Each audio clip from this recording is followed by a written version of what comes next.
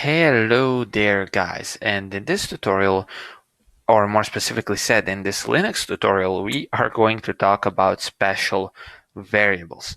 And what are special variables? Special variables are contained within every shell script and can be useful depending on what you are doing, so that's why we are going to learn them. Okay, and the first type of special variable we are going to cover are individual arguments to the shell script. Okay, so I have my tutorial script 2 opened up, and what I will do is I will write echo $1 right over here. Okay, and I'm going to save this.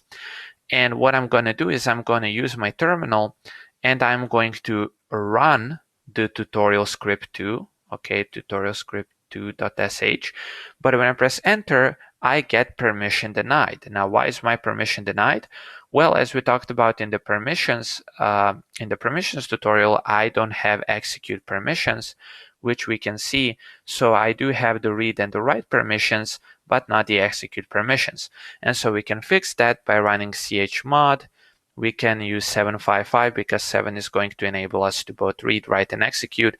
And the group and the world can also read and execute, but they can't write. Let's say that we want that, and we will supply the file name argument, and that file name is going to change its permissions. That file is going to change its permissions. Okay, so I press enter. And what did I mistype something? Oh yeah, tutorial script 2. Press enter. And now I can actually run my script, okay? And I'm actually going to supply an argument to the script, and I'll name it argument 1. And when I press enter, I get argument 1 echoed, okay? So basically what I'm saying here is I'm saying, okay, echo the first argument that I provide to the script. Now, if I said echo the third argument, what I could do is I could provide 3 arguments. For example, argument 1, arg2, and arg3, and I would get arg3 echoed out. Okay, and what happens if I don't provide the third argument? Let's say I just only provide 2 arguments.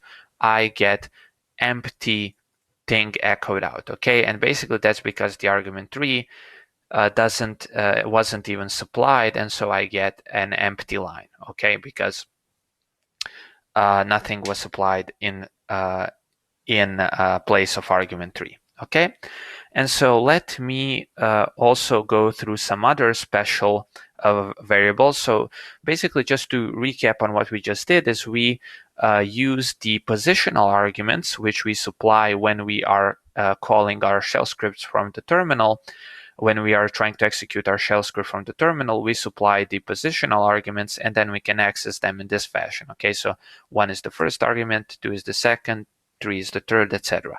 But there are also some other special variables which can be interesting, so let me actually go through those. So let's echo the number of arguments. Okay, so let's echo the number of arguments we have. And basically the special variable for that is $hashtag. And so this will give us the number of arguments. Okay, if I got 1 argument, if I got 0 arguments, okay, so it gives us the number of arguments. If I want to get all arguments, I will write $at, okay, and that will give me all arguments. So if I have arg1, arg2, arg3, and press enter, I will get them right here.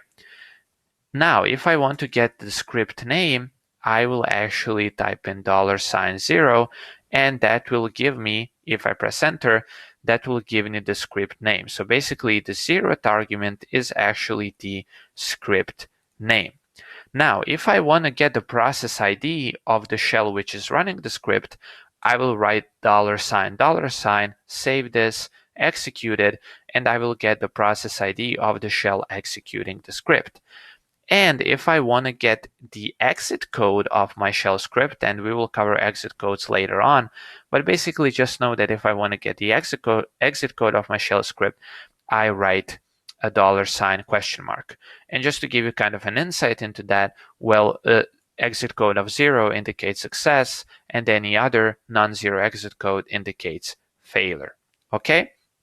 And what I also want to mention is that you can, if you have multiple arguments that you supply to your shell scripts, so that we covered that first in our tutorial. So for example, the first argument, the second, the third argument, you can shift through those using the shift command, okay? And I'm not gonna cover that because I personally never used the shift command. I just used, when I was writing, I wrote, I think 2 or 3 shell scripts in my entire life.